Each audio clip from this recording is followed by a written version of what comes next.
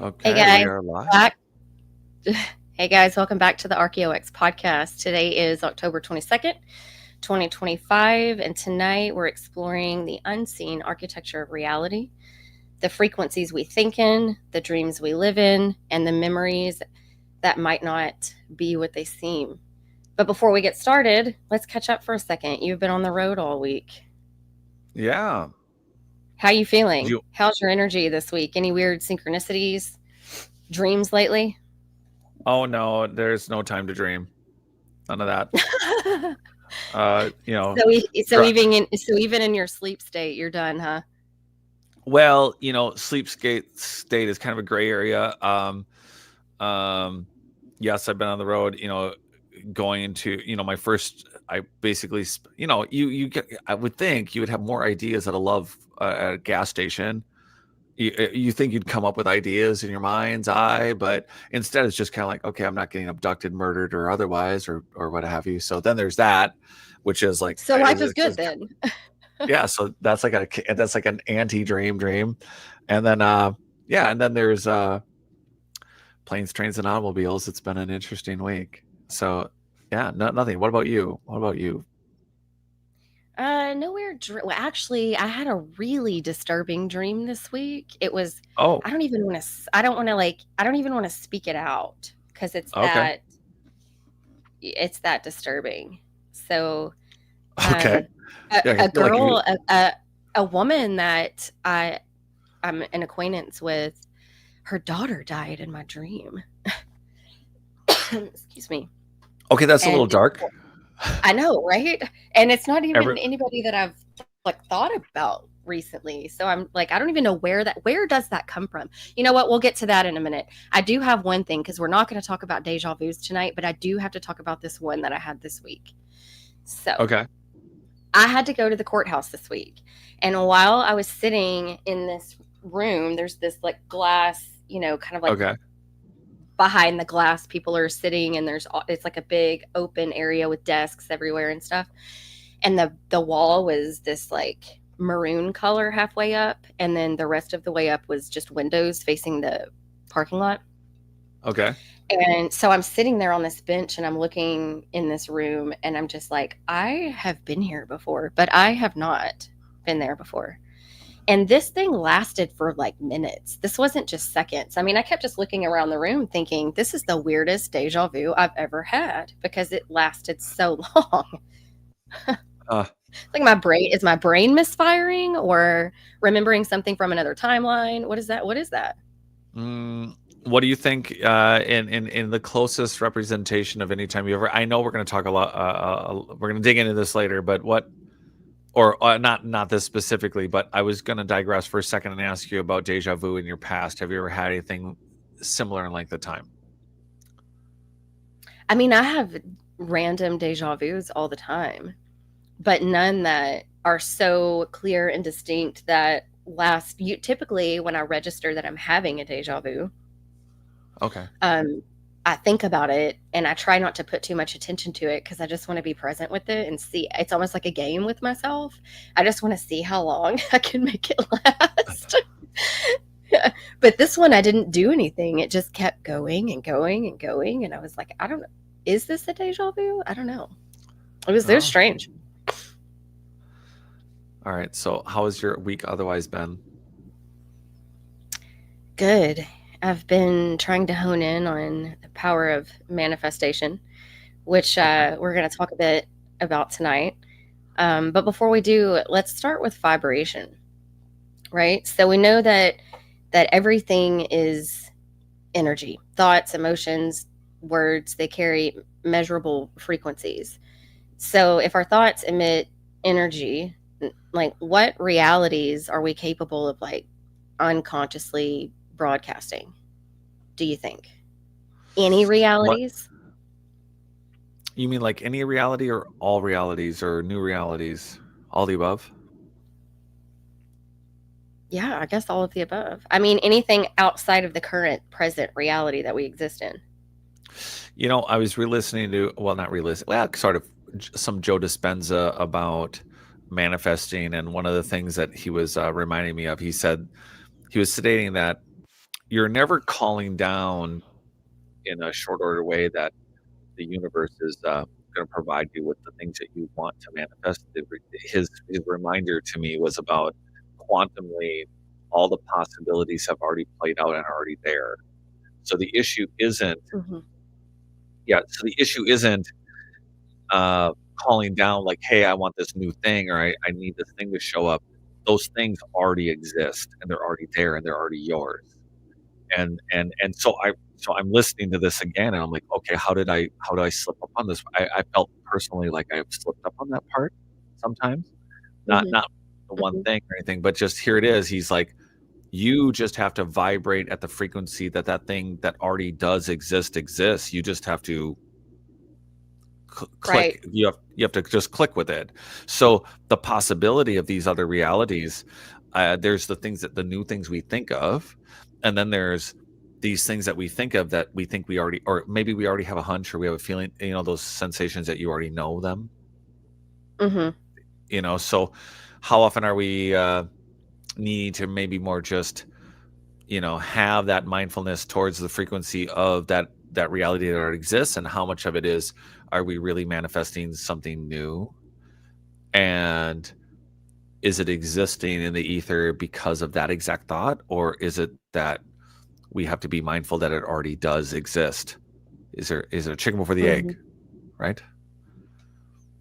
When I think the hard part too is staying focused on that inner vibe where you're vibrating at. What frequencies you're putting out. Like that, I think that's the hardest part because what Dispenza says is to create your own reality or manifest what you want. You have to sit with an elevated emotion and an intention. So those two elements combined are what create your reality. So if you're sitting in an elevated state, Yeah. for prolonged periods of time, I guess. I don't know what that looks like. Or, what does that look like? Is that a state you have to maintain, in order to make it, because is I think that consciousness is really just us being aware of ourselves. It's really just the awareness of what we are, right? Consciousness is just awareness of what we are, right? Yeah. Yeah. I One of the things that one of the practices is like, do it right away in the morning before you clouded your mind with all the other things. And I'm wondering, in that statement, and being the mindfulness of what you're saying, of staying in that frequency, staying in that state, there's different ways we throughout the day maybe try to get back to those states. But I'm thinking, how often, the reason we're starting our day in that space is we put a lot of roadblocks to us staying in that space over time. Mm-hmm. Mm-hmm. And that makes me wonder. Or we just, I think the reason why the state is so hard to maintain is because I think we live in a time that, even when you're waking up, how do you transition out? How do you transition out of the current reality? It's a process. You can't Yes. just wake up and then just change everything about your life, right? It's a process. So at some point, you have to start making those changes. And then I think that when you're met with resistance, it's part of the commitment to the inner work, to the path, to continue to wake up, right? Is Agreed. to is to be mindful of that resistance and those roadblocks and to persevere. My first roadblock And that's for the us tonight hardest is part. me having agreed. What is I it? apologize. That was our first roadblock tonight, would be about to run out of power. So that's Power on what? the computer. Oh, Which would have, did we remedy that? yeah, we did right in this moment. So for those that aren't videoing us, and thank you for joining us on the podcast catchers. But yes, I mistakenly decided that we would run this whole thing on battery power, which was a mistake. I apologize. No worries. Yeah. So back to it. I think that one of the things that we should discuss is the reality of the field that our heart emits. There's an electromagnetic field that is proven that we emit right around us. Yeah. Yeah. And Probably up to the estimates like what, 12, 16 feet. right. So what happens then when your energy mixes with other people's energy, when our energy fields mix? What do you think the effects of that are?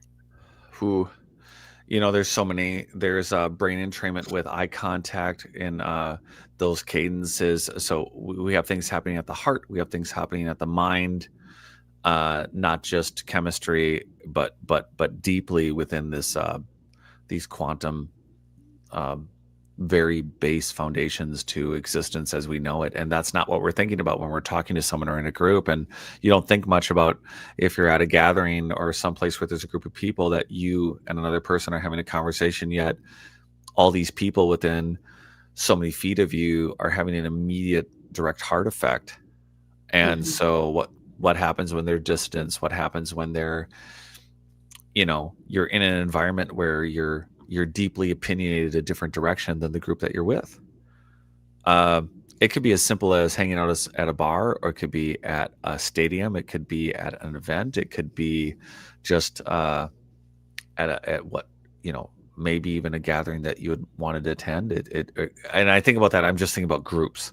So whether Mhm. it's 10, 5, 20, or 10,000 or 30,000, and then wouldn't you think that, I don't know, have you been in any situation where you just like your feelings in the moment were extremely contrary to the space you thought you were in, within a group? I mean, I, Uh, I can't think of anything off the top of my head, but what I do, maybe not so much groups, but I think that, maybe explains why we come into contact with people and get a sense about them.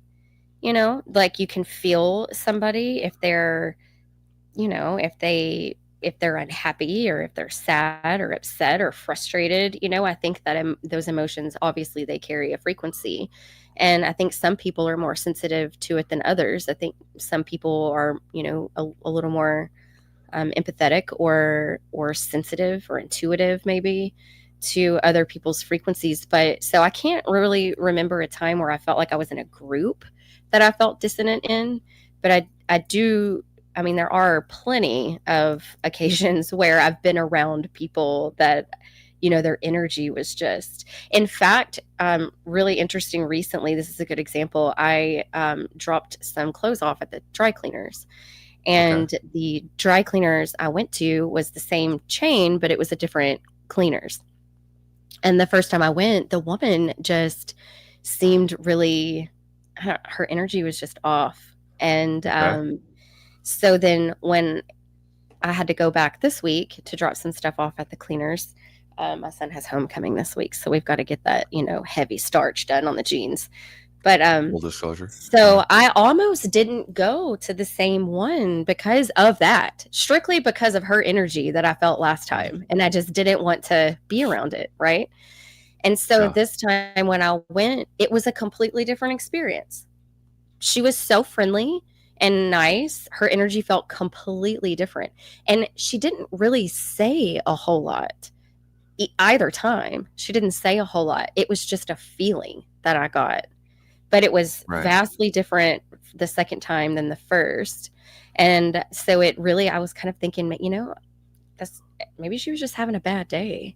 But that's a recent example of where I felt like I was experiencing someone else's energy field. But it's significant though. I mean, it's right there. It's found it. I mean, it feels real. It's right there.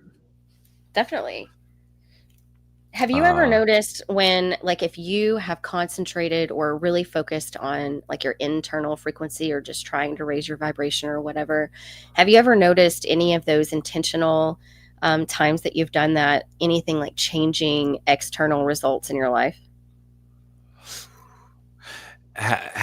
your internal frequencies affecting things externally.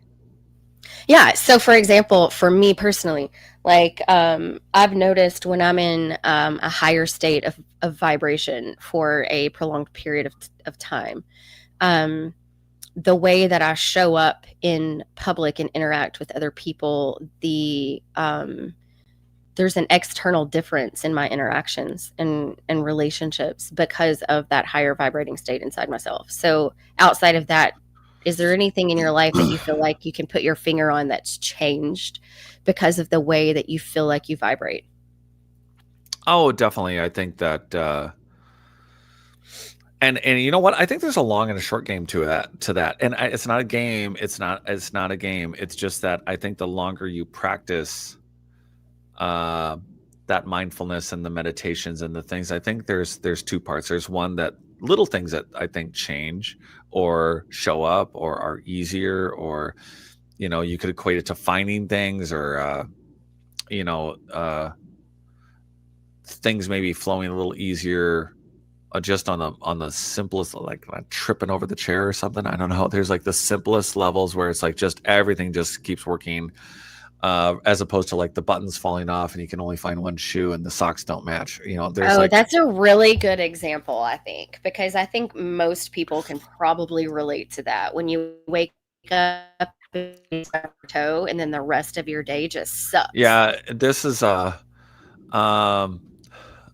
that's like the simple side of it. And then we have these long-term states that we want to be in and we want to be present to, and we want to live a life a certain way. And um I think that whether it's your career or your passions, um who I think, whatever, you have these higher goals for yourself. And I think for people that are um whatever they are, they I think over time, if you vibrate at those frequencies, if you're being mindful with your meditations and the way your different practices, whether it's physical or mental, I think that over time, who and what shows up in your life over time is definitely a reflection of those practices. And I don't think it happens in a day or an instant, although Dispenza and everyone says that it's all there. And if you're just, and Goddard and all that, if we practice it daily, the things that we are there. So maybe it's as Mhm. simple as getting there, and it is there in an instant.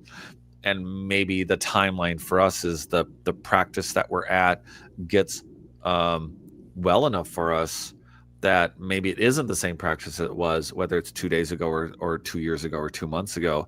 And then the things that you would have called in from the ether or wanted to manifest happen, maybe longer than you expected, but maybe your practice needed to get to where it was, and it wasn't entirely like you could be saying the practice or the mantra but not actually being the mantra or the practice.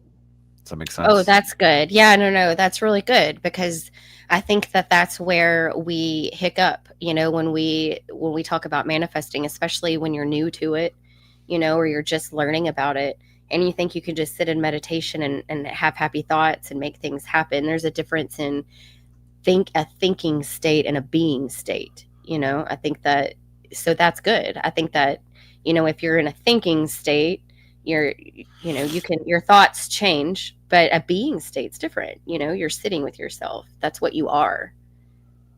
Yeah.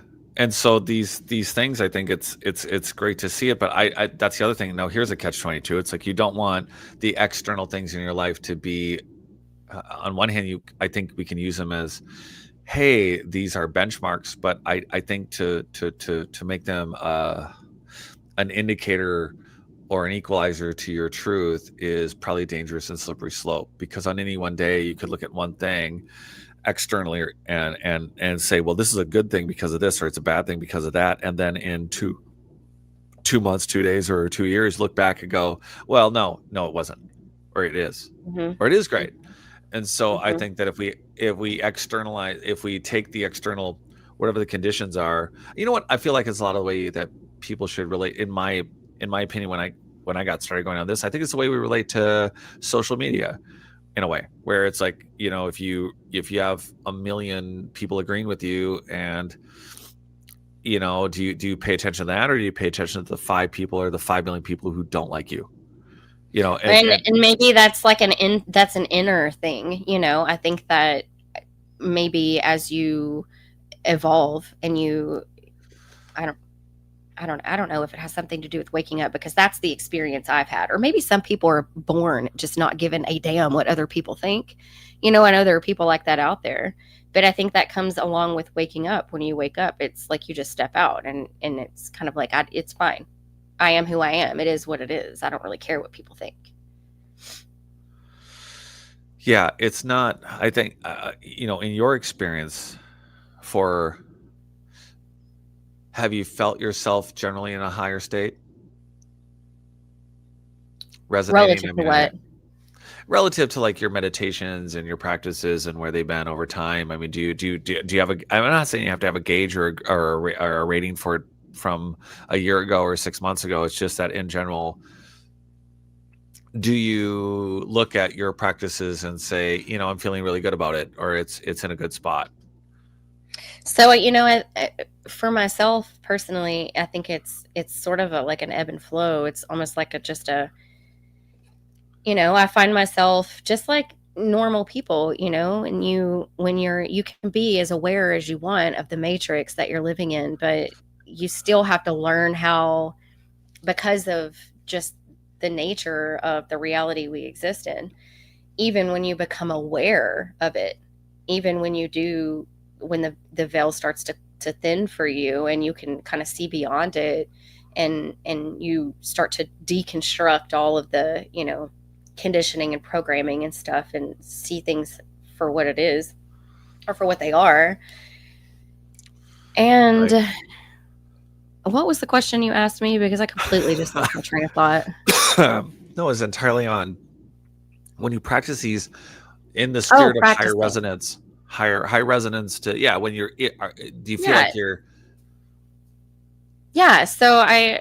It's a really good question, because I think that most people can relate to trying to figure out, even when you see the matrix, you still have to figure out how to exist within it, because it's what we live in, and so even if you can see it, you're still in it, and you still have to function somewhat in it, Oh, you don't have to. I guess there are people who don't. I mean, I think there are people all over the world who woke up, saw it, and said, I mean, do you remember when we were in Belize? We were driving down. Where were we going? To some ruin site, I think. It was Lubentune, or maybe it was Nimley. I'm not really sure. But anyways, we were going to one of those sites. Do you remember that house that we passed that they built out of recycled bottles? yeah, that was Lubantune. That was near Yes, those Lubantune, people that had British guy. completely exited the matrix. They Uh-huh. they completely exited the matrix. I mean, they just were like, "Look, we just found this random piece of property in Belize, and we don't like this specific, soda manufacturer. So we're going to take all of these bottles, and it was a political statement, but they still exited the matrix, and they built Yeah. a house out of recycled glass bottles, which was beautiful and amazing. So I guess Magical. people Yeah. do it. People Yeah. do exit the matrix and just say I'm done with it, and move on. But when you have a life inside it, when you wake up, when you have kids involved in sports, and you have jobs and careers, you can't just it's not just you. You've No. got you have kids that have friends and social lives and psychological attachments to things, and you can't just start ripping stuff away and say, well, I woke up, and although nobody else in the family understands it, we're just going to sell all our shit and move to Peru. I mean, it's not really realistic for most people that wake up. So No. you still have to learn how to exist inside of it, even after you wake up. I have a question I No. want to ask you real quick while it's like right here, because I thought about it and I don't have Okay. anything around me to like write on, and I don't want to lose it while I have it. Have you, looking back at your life, have there been, so because we're really getting into like manifesting lately, right? So we're really Yeah. focusing on the art of manifestation, and you and I, and so moving in this direction, have you been able to look back at your life? Because I have, without a doubt, been able to look back at your life and see things, or how things have transpired, or things that you maybe have attracted, good or bad, that you maybe, you know, without being conscious of it, manifested because of, when you're sitting with that if it is what it is, you're sitting with an elevated emotion and intention.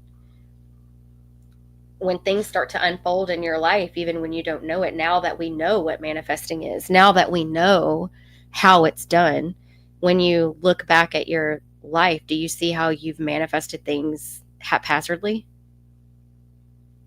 Yeah, I think we're all, when it comes to consciousness, we're all kind of esoteric drunk drivers.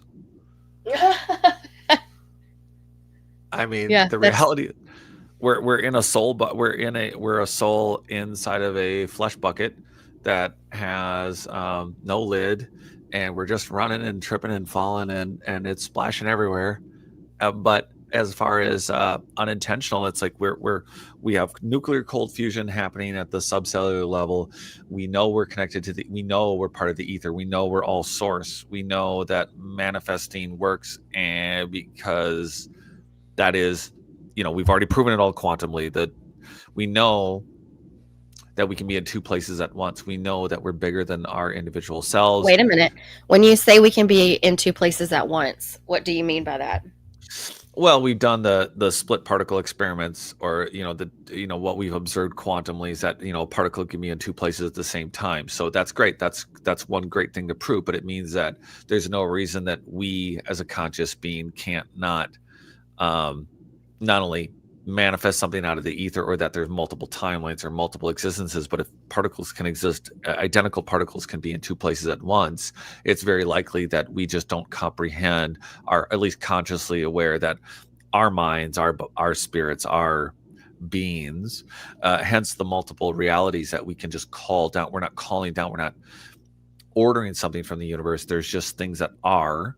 And are we going to resonate and tune and harmonize with these things that exist, that we can live as if we're there, right? So we're clearly not just what we are now. So when we're manifesting, we think of manifesting, there's always a part of the conversation, who's ever talking about how, hey, you're putting up these negative walls or these negative things against you, and that's frequently something that can happen. But it's not spoken to the part where it's like, hey, you're still manifesting. You might not be aware of it, but your Right. entire life is a manifestation of your practices and your thought. And whether you're aware of how important or impactful those thoughts are, your daily grind is a product of how you think. Right. And I don't think it's looking at it happenstancely that it's just, yeah. Sorry. Go ahead. No, go ahead. So in 2015, I read You Are the Universe by Chopra. And great book. I actually tried to listen to it, and this was the beginning of my awakening. This is when I first started waking up, right? And it was not a super, it's, not a great big book, but dense. And so I started it on audio. And I got into chapter 2, and I realized that I had no idea what the hell he was talking about. And I had to order the book so that I could read it line by line and sit with it, right? And there's this one part of the book, because I hadn't yet dug into anything with quantum physics or mechanics or any of that. And he starts talking about the observer effect, and he gives an example, and I'm probably going to butcher this because it's been a decade since I've read it, but he gives this example about like a mouse or something that is in the corner of a room and behaves differently when he's being observed. And that was my introduction to the observer effect, was in this book. And so I read it, and then I read it again, and then I read it again. And then of course he explains, he tries to explain, well, he explains he does a great job explaining it. I didn't do a great job understanding it. But he begins to explain quantum physics, and he uses this mouse experiment as an example, and it completely blew my mind. And it opened an entire new thought road for me to travel down. It was so relate for those who aren't familiar with the quantum world. Explain the observer effect. So there's all these laws about physics, and they're black and white, and you don't have a thought or observe your observation of an experiment, of a particle, a wave, whatever, doesn't change that these laws of physics are independent of human observation, that they does not matter, that everything in the universe works whether or not you're looking at it. So they start doing these early quantum experiments, and very, very early on, they start observing that looking at whatever they're trying to, whatever the result is changing based on their observation of it or not, which is of course what led Stein, well, it led Schrodinger and Bohr and everybody, that like, it's like, this is not, for Schrodinger it was, I'm extremely uncomfortable, I'm sorry I had anything to do with it, and coming up with this, when it means the implications of human observation of any kind of experimentation in the quantum world means that the very building blocks of everything, if it can be affected, then therefore our consciousness, our ideas, our imagination affect what should otherwise we think, there's ultimate good, ultimate bad, there's ultimate rights and wrongs. And if our observation in the experiments was changing the results, then why not our ideas, which include good and bad ideas, and good idea, good and bad manifestation ideas, and all of it then is relatable. If you're watching a single particle not do what, well, mathematically it's just supposed to do the thing, not be observed and behave weirdly only because it's being observed. So it means that there's some layer, I would argue that there's some base law of an important, but a very foundational law of everything that we know of the universe and the ether, that we just don't understand, but humans are clearly connected to, and maybe all life, that there is something important, that it doesn't break any laws, but there is a living layer to the laws of physics, which include, it would be simple to say, I want to say this without getting anyone hooked on it, or I'm just going to say it, godlike abilities. That is the observation. If we can change the rules of the matrix itself, those are godlike abilities. That means that they are not independent, that an individual can affect the very, essence of creation. And that is and we immediately turn this into I say this and it immediately turns into a DC Marvel comic movie, so it's really impossible to back it out from there, right? That's getting a little deep, probably. No, I don't think so at all. But I do think it's important to note that if we just accept that as truth, if we just accept that our thoughts can literally create our reality, whether we're aware of it or not, then, if you were to think about, if we were to move through the day and be aware of that as truth, I think that we would be really careful with our thoughts. Yeah. Don't you? Yeah. Exactly that. And it has that about being kind to others. We've reduced it. They're not reduced. There are very humble and accurate statements by all of our greatest philosophers and our religions and the people that we hold on high in a good way for how to speak and treat others. The reality is do unto others. I mean, there's a reason when you're road raging why you shouldn't. Right. There's an energy that you're putting out towards somebody who's maybe having a heart attack and a horrible day, and you're putting weight onto what is maybe already a horrible day for them. Yeah. That's You're like right. just one primitive way to look at it. I mean, I it's not primitive, I suppose, like projecting that out there, but again, good energy and it, but it's so incredibly, when you can judge some situations, and it's like it's everyone has those moments where you're like, I don't see a purpose to you. right, at all. What's your purpose here? Yeah, and really, first it's for me to honk my horn and for you to get the hell out of my way, and secondly, it's for you to never drive again on Earth. You know, there's.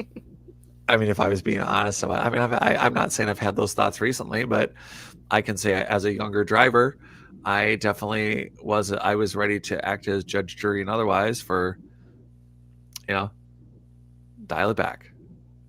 Dial it back. But so I don't think Yeah. that there is any right or wrong way to do it. But you're. Oh, go ahead. I was going to ask you a question. If you're. Yeah. No. Go ahead. So how does that sit with you? I mean, how hard is it for us to individually? It's not like how do you think that's a? Do you find yourself in a better space or not? I mean, does it? How much does the external world affect your daily? Like when you get yourself in, you practice daily your meditations and your things. How? I guess what I'm asking is, do you find yourself over time? Is it just situational as to how much you let the things in the world affect that, or are you kind of reaching a point at all where you have it doesn't affect you as much, the external world? So I think that the external things still affect me for sure. I think that the way that I respond to those things is different in some cases because of the practices. And I'm also, when I respond in, a negative way, I'm almost immediately like struck with the dissonance. And whether or not I act in accordance to the dissonance I feel, it depends on, I guess, what chemicals are flowing through my body at the time. But I am able to pull myself back after situations a little bit more because there is a greater awareness around it. So I would say that the practices definitely help. And then I think also that when life starts getting, there are days that, I might not make it to the mat, or I might not open my journal, or I might not sit in meditation. And, for anybody that's listening, meditation doesn't have to be sitting Indian style on your mat or on a meditation pillow, in silence for however long. Meditation can be taking a walk outside. Meditation can be, taking a moment of silence while you're in the shower or before you eat a meal or, whatever. Meditation doesn't have to always look like, hey, will you turn away from when you do that? Cause you might be blowing our ears out. If you don't mind. I think I just lost you. Did you hear me now? Nah, yeah. I can hear you now. Yeah. Anyway, so I think that there are things that can distract us, but I think the more you practice, the more you commit to it, the more the I guess the greater the frequency of whatever meditation practices you have. I think the faster you're able to come back to center and reset. So it's not, I don't think that it's that you don't get caught up in life anymore or that you don't sometimes lose yourself. I think there's just more awareness around the times that happens, and you're able to recenter faster and come back to yourself faster because you're just more, the more work you do inside, the more in tune you are with yourself, the more you feel the dissonant energies, whether it's received or given. When you feel misaligned, and the more in touch with yourself you are, the misalignment's just hard to ignore. And so I think that when you do get caught up, you're just able to pull yourself back faster. All right. Fair enough. Do you ever meet anybody who's in a practice that you think is like, oh, I want to be like that person? All the time.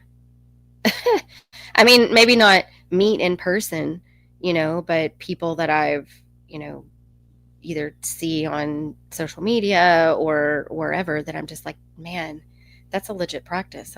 I want to do that. So yeah, I see inspiration everywhere. Don't we all? Like whether it's, in art or playing an instrument or the work that we do professionally, when you see people do something really great, when you see great work, it's inspiration. I think that it, for a lot of us, creates a little bit of a spark to want to do better and be better. That's true. There is not an opportunity to, I wish, just suck up somebody else's practice and just, instantly mind meld it, some movie-esque way Yeah. to just like pick it up.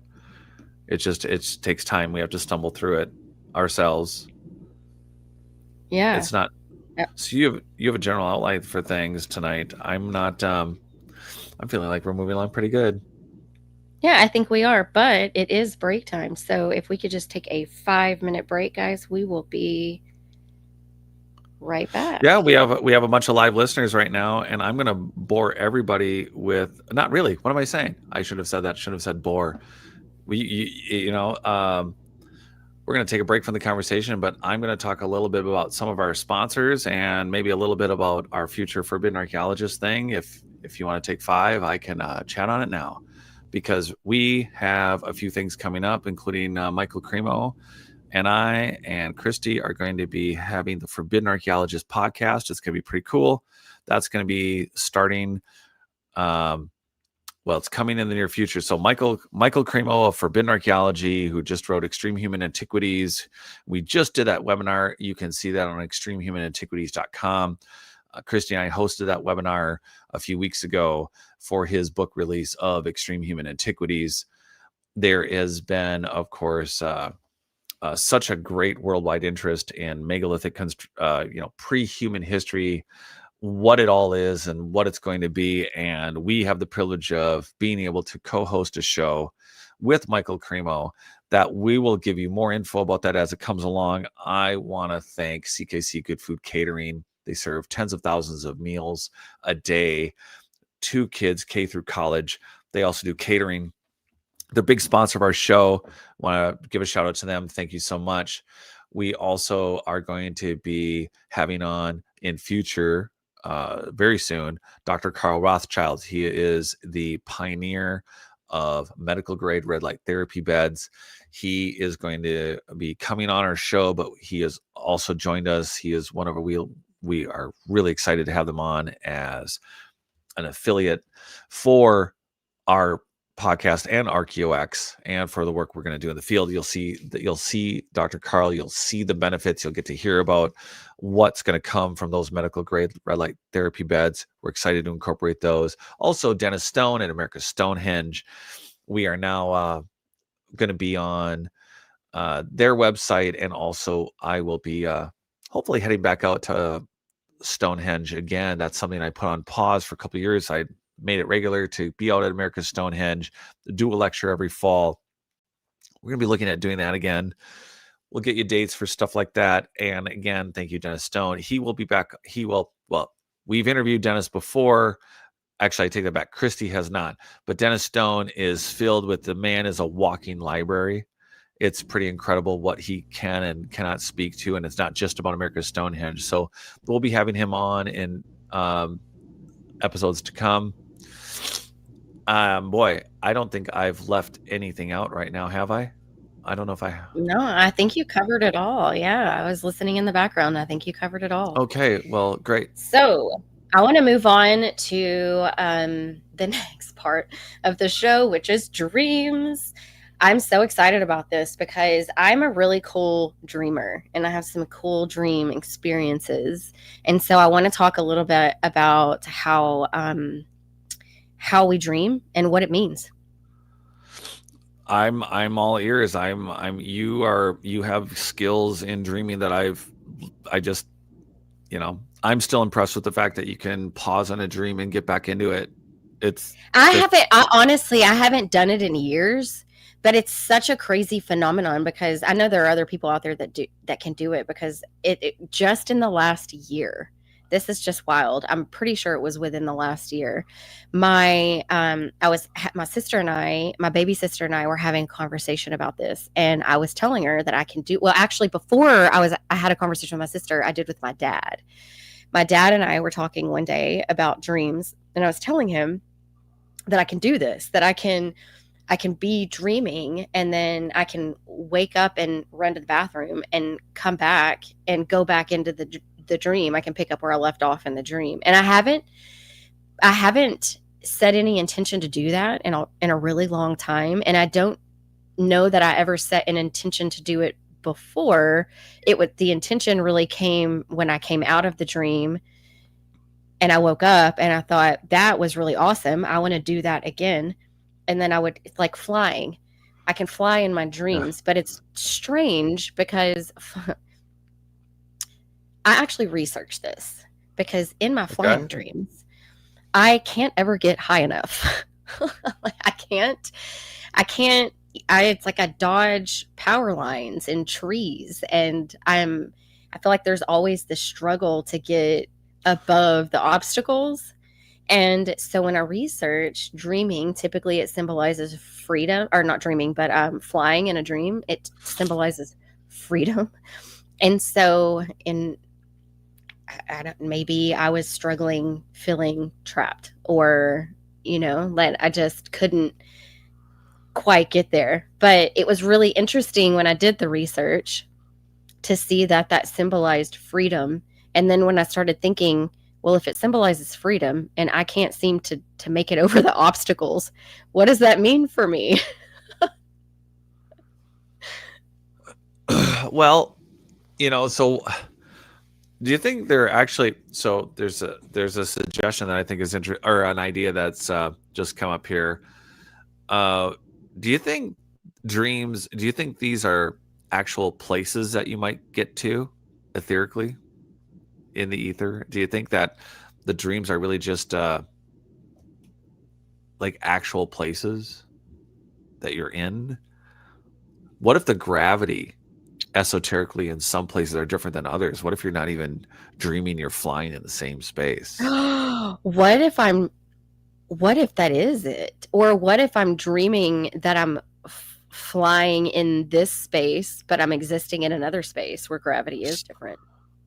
That, or what if the space you're in versus the space you're at, what if what pulls you down isn't gravity, just the weight of where you are and not the esoteric space you're flying in?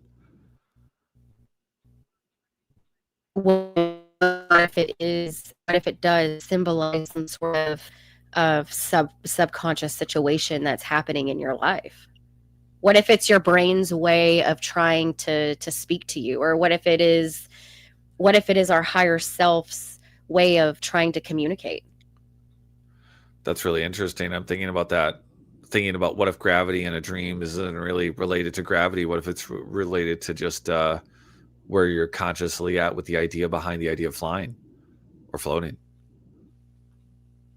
I mean, do you think that dreams are just like a random firing of neurons, or you think it's like a deeper intelligence, guiding awareness? I think it's both. I think that depending on how we feed and maintain our machine, the human body, which includes the mind, I think there's neural inhibitors and things that we let get off, or we influence either dietary or with other inputs, which include chemistries. I think that if we mess with our Ferrari, we're going to get varied results. What do you think about the people who don't dream? Ooh, something's off or broke or not turned on. Not that it's impossible, but it seems as if something's off. Not because they've done anything wrong or they're being punished or that it's external. I think it's there's got to be a chemistry to it, and I think part of it would be the inputs. Their daily inputs, which includes diet and exercise and whatever else, physical things. But then there's also there's just no way that everybody can't dream. I don't think. Of course, I'm Well, not a I think there neuroscientist. are people. I think there are people who don't dream. I don't know I what that means, but I think there are people who don't dream. maybe, yeah, like if you're a ginger, like, I don't know, like maybe there's maybe if you don't dream, maybe there is just maybe there's a genetic off switch, and you really can. I'm half joking about ginger. Everybody always jokes about half my cousins are gingers, but the reality is that what if there is a genetic code for that part of your brain, and you can I can't imagine that if it was off you couldn't turn it on, so that for me I don't believe it could be permanent, but Mhm. because it's your mind is so vast and we barely understand it, so I can't imagine that there's only one way to access your dream state. That just doesn't seem possible. If everyone can meditate, there's no way that everybody can't dream. It's not possible, I don't think. What do you Hmm. think? I don't know. I mean, I think it's possible. I don't know what that means and I don't know why, but it does make me curious. And I think I might do some research on it and try to understand why. Because why do people not dream? Do you think that because, a lot of philosophers say this is a dream, we're living in a dream. So do you think if waking life is actually a dream, when we wake up to reality, like if true reality is not this, if true reality exists outside of this, Uh-huh. then some say that life, this existence, Okay. this is a dream. So like waking life is a dream. So if that, let's play with it and say that's true. Who's the dreamer? Okay. Well, there's the now we're quoting Inception.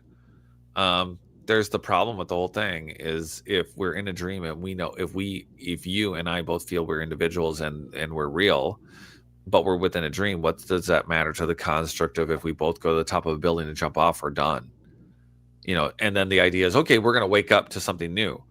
No one says we're gonna wake up to something new.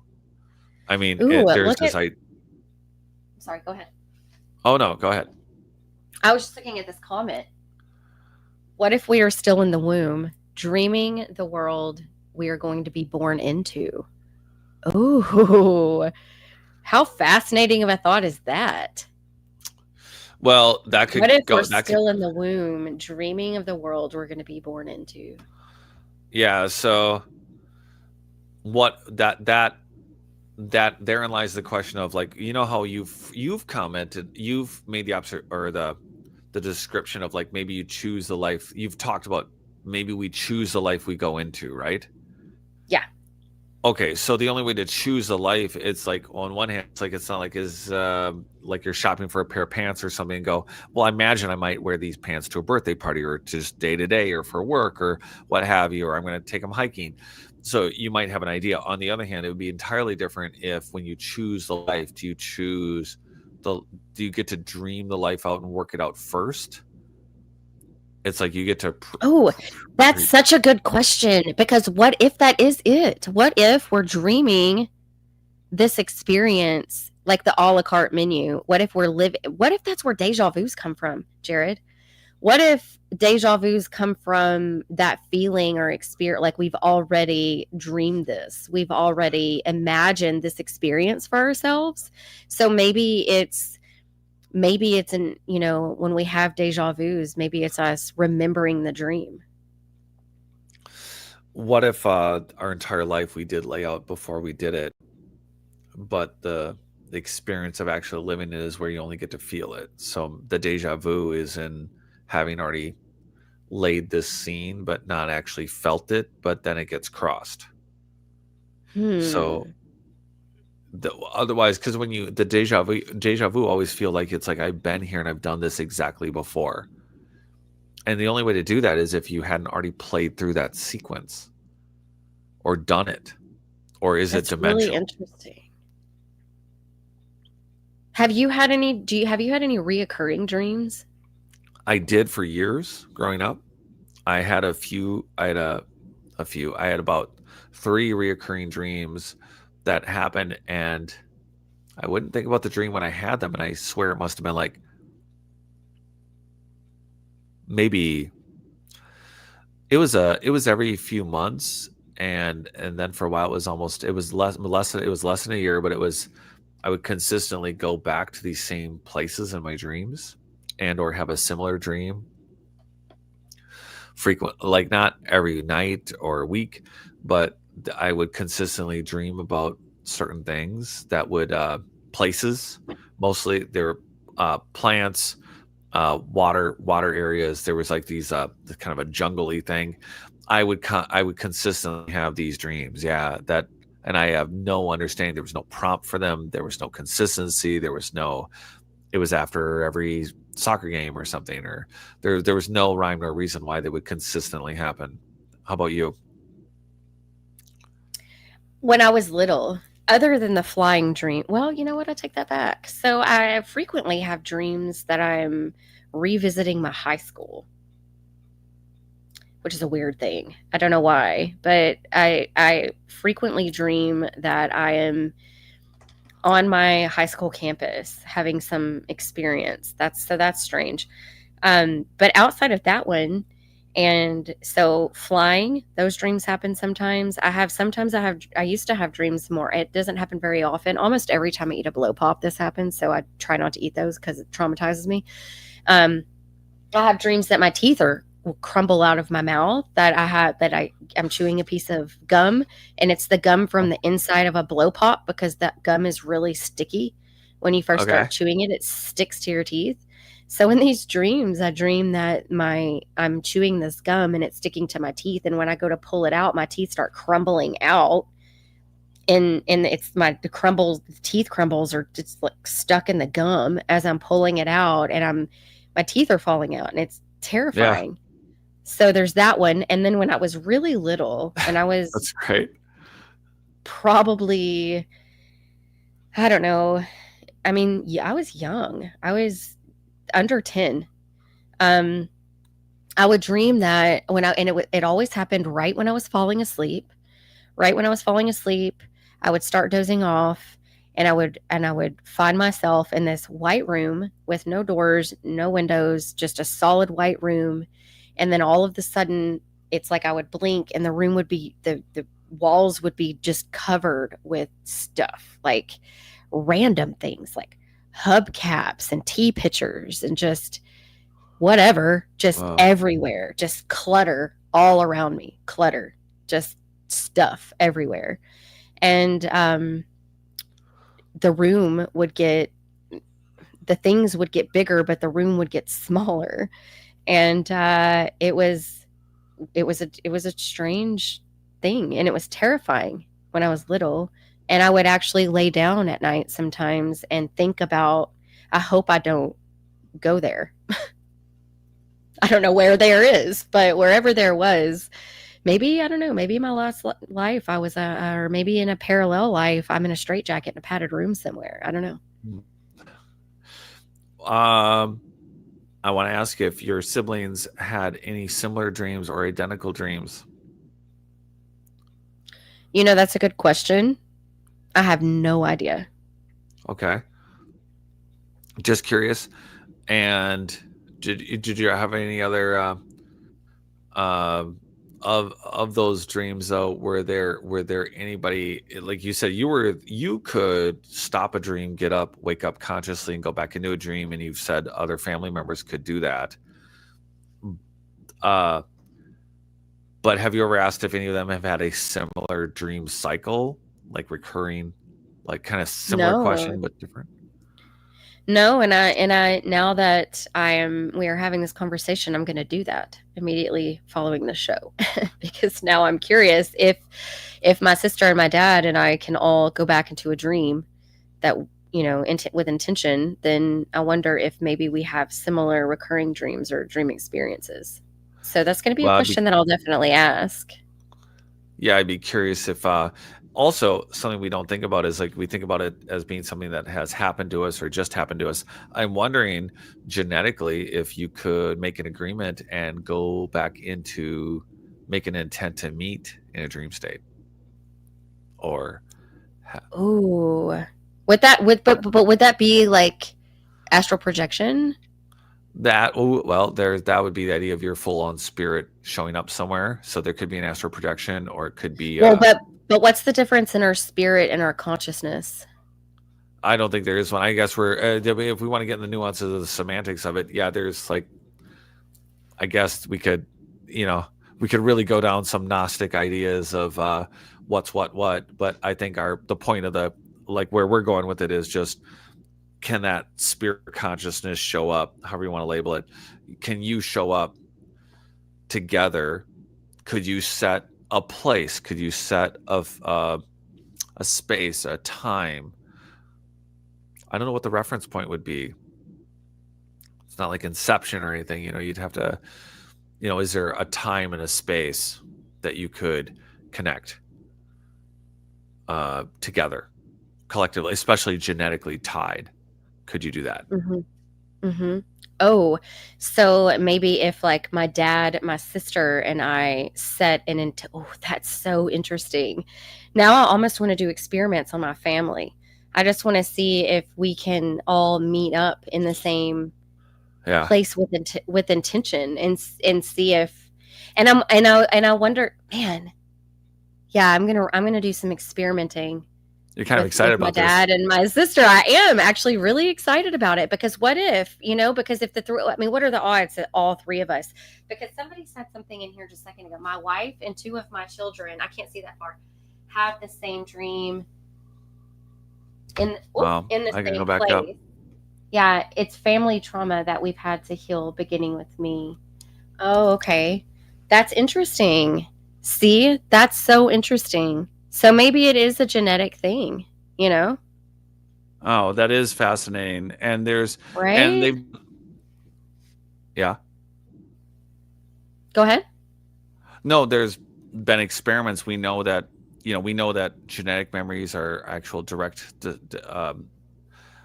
actually passed on memories. They don't have to be traumatic. They could just be memories that we know that this is a thing. We know we can pass memory, but frequently I wonder if, one of the things we've talked about the ether is, can our collective consciousness grab, again, outside of a genetic pool? I'm hoping that your genetic pool, you guys can amplify each other and actually be more in harmony, and because it sounds like you guys have there's been some similar traits, right? So it feels like maybe you guys have a better chance of manipulating this a little bit in a like getting something going together. It's kind of exciting, right? But also, when people have collective opinions or collective ideas, is there another way, or a group that has some sort of trauma, can they, kind of like a little bit of Sufism, maybe you have people that they're practicing a similar meditation and they can collectively dream together, and some of it is a little how they're doing it. There's a lot of different arguments about what you need or what kind of state you need to be in order to do that connectiveness. But what are some of those states? What are some of those states?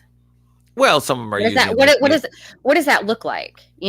Like collective dreaming, what does that look like? I mean, is everybody in a room together holding hands, or is it a ceremonial thing? Are we on plant medicine? How are we collectively dreaming together? Well, I think I think we should actually have someone who practices Sufism. Like, we should have Aaron Kupcho back on.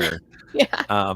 And he's big. I mean, not that he's participated with a bunch of Sufis, but he is a Sufi. So it feels like we should have on some people that can speak to that. But historically speaking, the way he's described it to me, we've talked a little bit about it on some way old podcasts. So I'm remembering this. Nobody hold me to this. But part of it is, they worked together. I don't know if they're behind one giant bonfire or what, but they're in a group. They're definitely not separated. I don't know if they're in a tent. I don't know where they're doing it, but these Sufis are collectively meditating, collectively celebrating, collectively together, and then able to enter a dream state where they're all there. So in the same dream, they're all there in the same dream. Yes, and they're not related, but they are doing a practice to get there. That's crazy, right? Right. So, and maybe that lends itself to being part of any particular group or agreement or practice that is possible if you take the time, if you continue the practice. I mean, is that any kind of Buddhism? Is it some kind of the breathing techniques. I mean, I think like Tibetan Tomo, is it when you're practicing these methodologies, are you just reaching a higher state for yourself, but are you able to do it when you're in a group? What does that look like? Well, and also too, how does that contribute to collective consciousness? When we're all doing the same thing with intention. I think there have been group experiments, and I can't reference any specific off the top of my head in this moment, but I know there have been global experiments, consciousness experiments, where people have connected that way and affected things. I think there wasn't there one in like an arena or a stadium that everybody got together and did some sort of meditation or collective something. And Well, they've done multiple. So there've been multiple quantum experiments where they're doing they're observing like world soccer tournaments and stuff like that, where they're saying that, hey, are we seeing an effect of a particular quantum element because of everybody being excited or everybody being bummed out? Is there collective excitement or highs and lows that can be measured on a quantum scale? So there have been multiple experiments over time that to try to prove collective consciousness and whether or not that's what it looks like and whether or not they can prove it. But I wonder if on a very, very elementary level, maybe that's what makes any particular movie a number one hit, or a particular song, is that it hits enough random people, or where you're collectively sitting with 300 people in a theater. It's why maybe a show becomes so ingrained if it hits the right frequencies and notes within the human consciousness. Collectively, it just gets that amplified. mm-hmm. It seems like an obvious, maybe that's just obvious, but it can't just be that everybody laughed at the same time.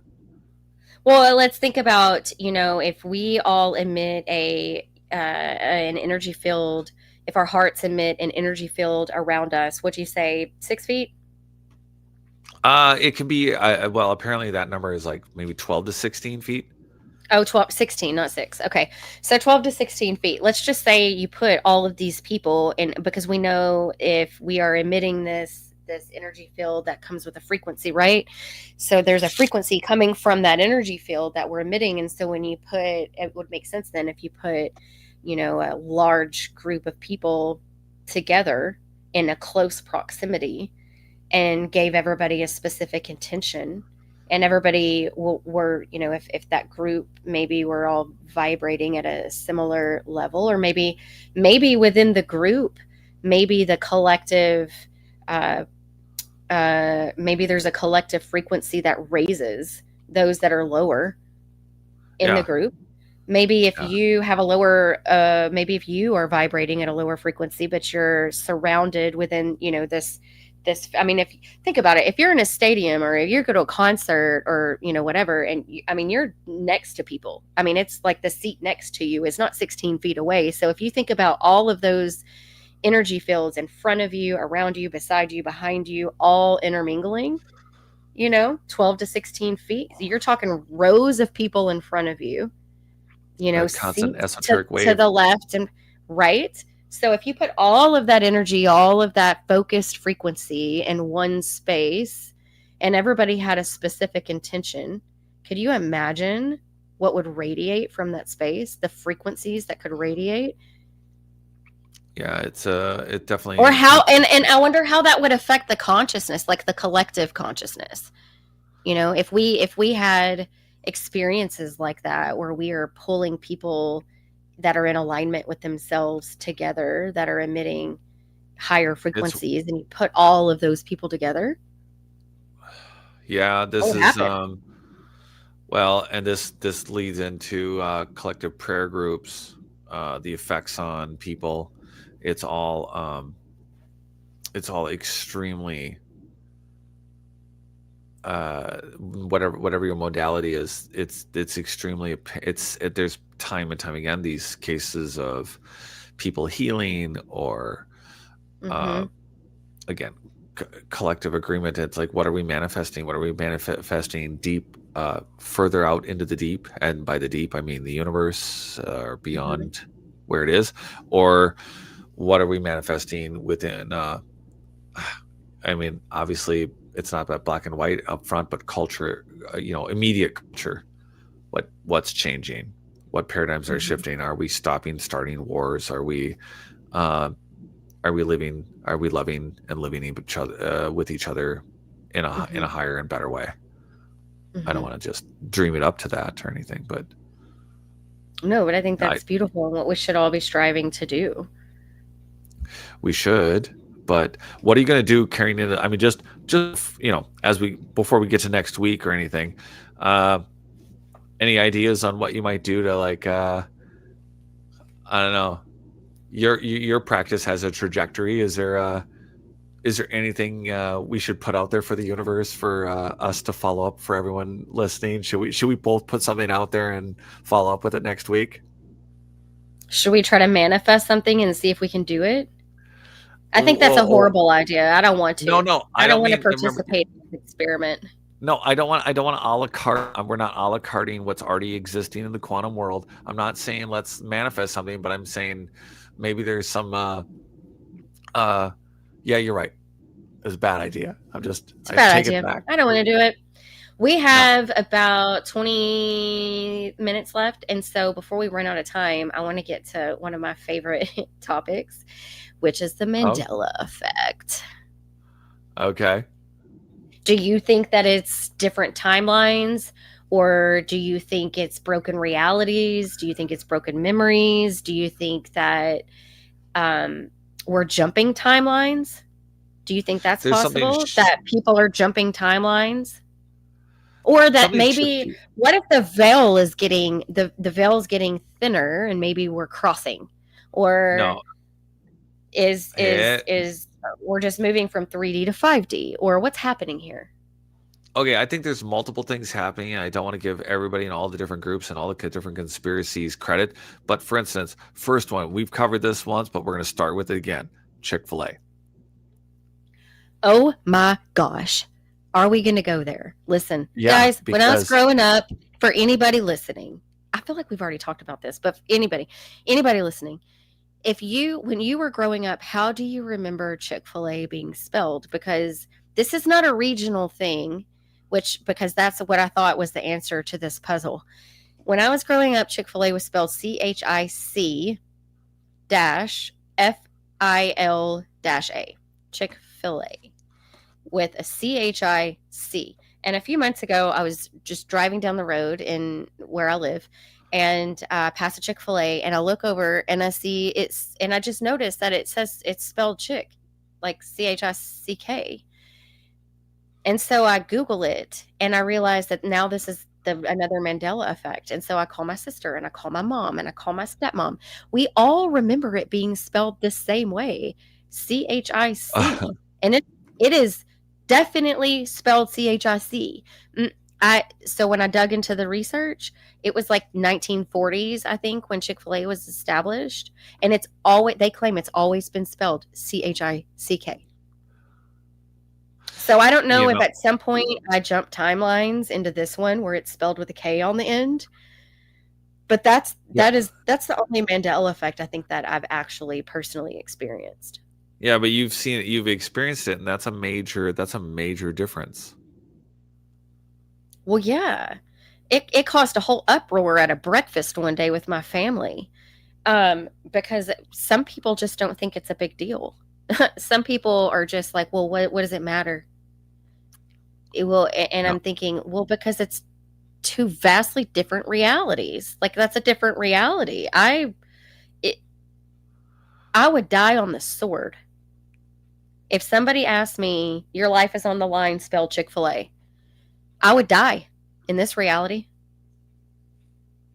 I would be unalived in this one, because I would swear on my life it's spelled CHIC, and I don't know how to explain it. And it's not just me. I would call myself crazy if it were just me, but it's not. Yeah, there becomes is it a corporate conspiracy? Is it something to do with the everyone's imagination for worldly groups that can all be named, or is it timelines? Is it dimensions? Is it crossing dimensions? Is it why are some people unaware and some people are, and who's then therefore are some people skipping timelines? Are there or dimensions or existences? So is it that? Is it a combination of the two? Are some organizations really just like nefariously screwing with our minds, and some of it is, is it both? Maybe really though. We're blurring both the lines. If there is, well, and that's not bad. It's just that it's not just one thing, which makes it a really fun conversation, right? It's not just the one thing. So when I jumped in the Mandela effect rabbit hole to look up all the different ones, there's some notable ones. And the most obvious, okay, so do you remember growing up the Berenstain Bears or Berenstain Bears? Oh, we're going there, right? Yeah, let's do it. Yeah. Do you remember? Oh no. Yeah, they were the Berenstain You're not going to believe Bears. this. My computer's going dead. See? And so early on in this adventure, everyone, I plugged my phone in I plugged my computer in, and I when you're mobile and when we love being with everybody and doing this every week and doing all the things we do, but in traveling, you think, well, I know I'm going to set up exactly the same thing I always set up, and then something as simple as plugging your computer in, that just apparently escaped me after doing I don't know how many. So now I feel better about not being the only one who hasn't plugged in my computer. But the reality is that I am happy that we are here, and the Berenstain Bear is just like anything. I'm uncomfortable with where our conversation is going, only in that we have these experiences and it's hard to not believe they're so impossibly different than what we remember that it's extremely hard for me to hear these things, and I want to put it off to what's doubly frustrating is part of me wants to just say there's something in a very 3D world screwing with our past and our memories, and then on the other hand it's like, oh wait, on a quantum level some of these things just do not make sense within our grasp or control. So are they being done to us, or are they did enough people think one way and then it flipped, anyway. Yeah, you're It's about so strange to me. And is that like collective memory? Is there collective memory? If we have collective consciousness, isn't there memory within that consciousness? Right? Right. So and connect, because that's what memory. Consciousness. I'm sorry. Go ahead. No, you're right. I'm agreeing. It's just, does that consciousness then change because the opinion changes? The facts of that memory, that collective memory, is that the timeline jump? Does that make sense? You mean rephrase the question again? Can you ask it a different way? When we, like in a Mandela effect, if enough people choose to think of it another way, does the collective consciousness in the ether that makes up the baseline of all reality, like let's just say enough, billions of people remember things, whatever, millions of Americans remember one thing one way. But what if, based on their individual priorities over time, so maybe one person, like a pebble in the ocean, but it turns into a tsunami as an idea? What if the fundamentals of the collective consciousness is like, hey, there's this thing that happened in the collective past and that doesn't change. But again, what if collectively enough of the people misremember, and then that becomes the fact and it rewrites not the actual reality, but the collective memory of it? So the Mandela effect is reality. What if it splits reality? What if it's possible that enough people remember it a certain way that reality splits? And here's something I'm just going to throw out there. And I'm half joking when I say this, but maybe not. I haven't decided yet, honestly. What about CERN? Do you think CERN is breaking reality? Well, I was just talking about that with Aaron today. Yeah, I think that's true. There's a lot of questionable you're doing things. Some really weird things questionable things that are happening. And so I'm just wondering, like, what is CERN doing over there? Okay. many things, and it's best if we just say many things, right? And or yeah, there are things that are just happening that we could include in um, matter experiments that may or may not have or have already destroyed. There's some theories as to what happens when some of those experiments appear to have. We don't know. We're not privy to all of it, so we can speculate. Huh? Any Yeah. ideas? Anything that's on your mind about the weather? Anything about CERN that's concerning? No, I was asking because I was curious. I was asking only because I've heard theories or just heard people say CERN's breaking reality. So Well, I was just well, wondering if you'd heard anything. okay. Well, the latest thing I heard was today, and the conversation was around whether or not CERN is responsible for destroying maybe a universe or two. Recently, Oh, okay. currently, yeah, like just collapsed an entire universe or three, Mhm. and maybe that's not good. But then This sounds like a again, bad movie. it does. But if we're already creating new realities and we're creating new spaces and new dimensions and things, if it's infinite, then it's So it. It Mandela effects. There's a couple. There's okay. So we can talk about the reason why we call it Mandela effect, the Mandela effect, because be, Nelson Mandela died in the 80s in prison, and then he also died again in 2013. yeah, there is a Did you know kind that? of an odd. That he I'm died trying to think twice? of. Well, it makes me think. Yeah, we have film on this. You'd think that we could go back and just watch news reports and then just be able to confirm it or not, but it's all on VHS tapes.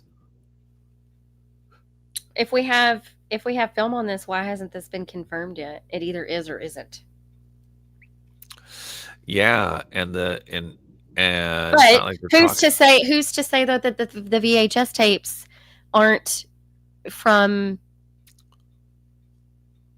whatever reality they're from, you know? Like if we're shown tapes of him being alive in 2013, well maybe it's because that's this reality. Maybe the tapes from him passing away in the 80s Oh, aren't in this, they don't exist in this reality anymore.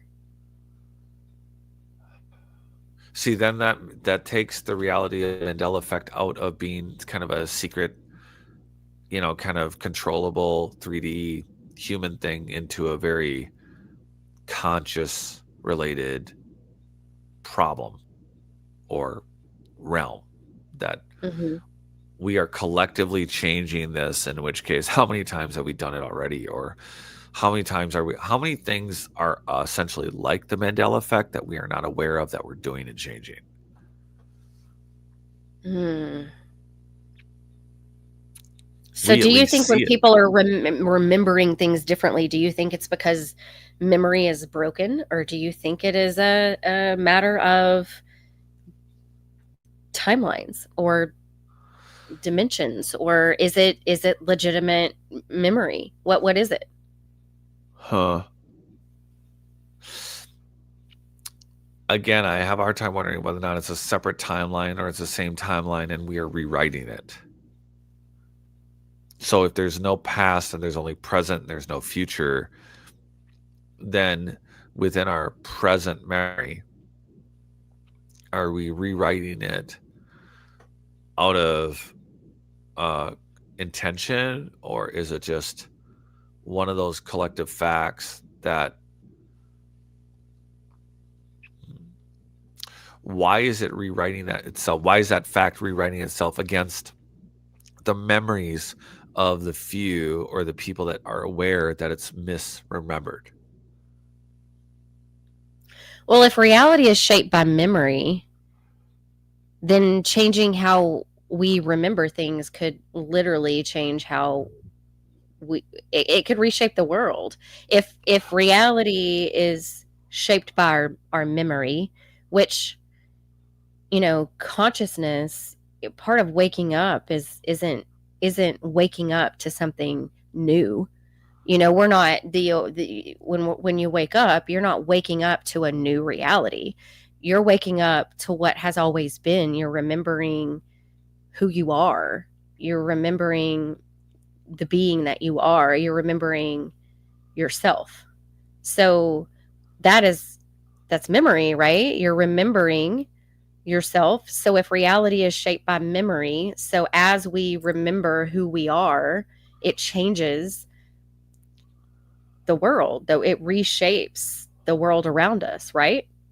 That makes sense to me, because the more and more I wake up and the more and more I remember myself, the more and more I remember who I am and rediscover my own, internal power, the more my external world shifts and changes. Yes. Collectively. So then if reality is shaped by memory, then changing how we remember would reshape the world. Oh, you would think that if intent changes reality, then memory would also, because there's an intent behind it also. When I think that's part of what we're doing here is remembering who we are, this veil that's been, lifted. Who lifted it? Where did it come from? I don't really know. Why can't we remember who we are? Why can't we remember where we come from? And why, when we look at discoveries, presented by, Cremo, for example, and we look at the possible antiquity of humanity, then there's a lot there to remember. And the more we remember what that is, where we come from, the more pieces we put together, I think the more sense life and existence make. But I think that it starts at the awareness that we don't know, the awareness of the awareness around, how do I say this? Like, that the reality that the pre-awakened reality that we know or that we're accustomed to, and then you wake up into this other, you start seeing things for what they are. You start seeing, I'm trying to delicately say, the veil has been pulled over our eyes. Who did it? Who pulled the veil, and why, and when was it done? Because if we're looking at the age of humanity commonly accepted being, 300,000 to 400,000 years old, currently accepted by the scientific community, but we're constantly discovering artifacts and evidence of extreme human antiquity, then we have to start asking the bigger questions. Why? What's being hidden? Why is it being hidden? Why are these artifacts? Why is this evidence being lost, intentionally lost? Why is it being destroyed? Why is it being oppressed and covered up? Who is doing it, and why are they doing it? And so when we start asking about the nature of reality and what reality we're living in, I feel like most of us live in two different realities. We have a sleeping reality and an awakened reality. And that awakened reality leads to so many questions about where we come from and trying to remember who we are. And why can't we remember who we are? You make me think.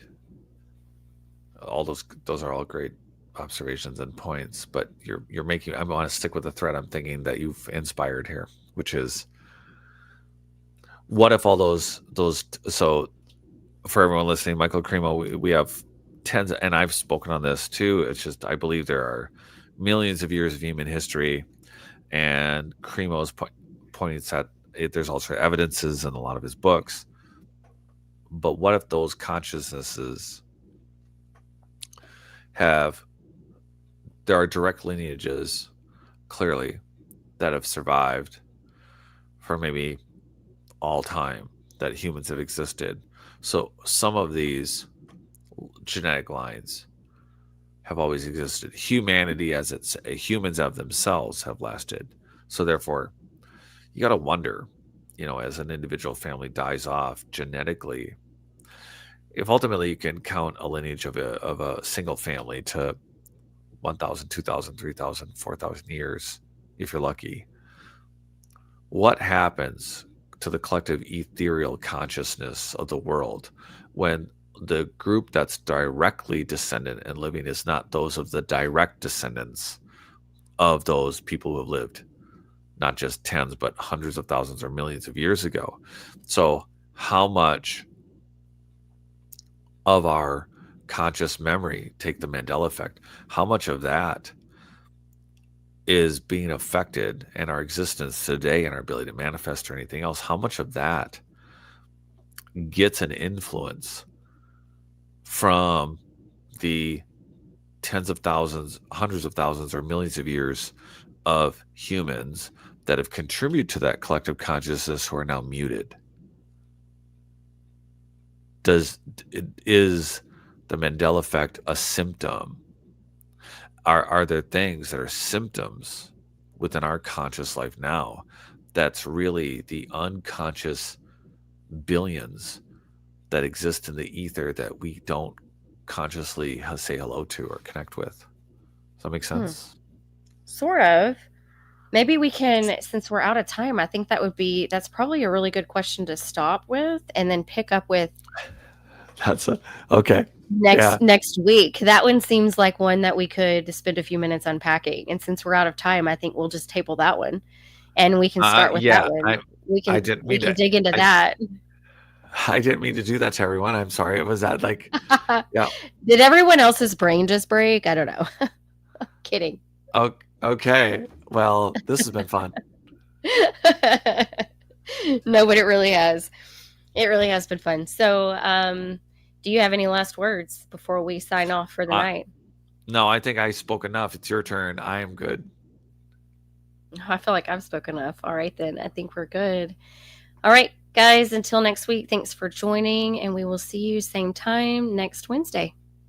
All right, cool.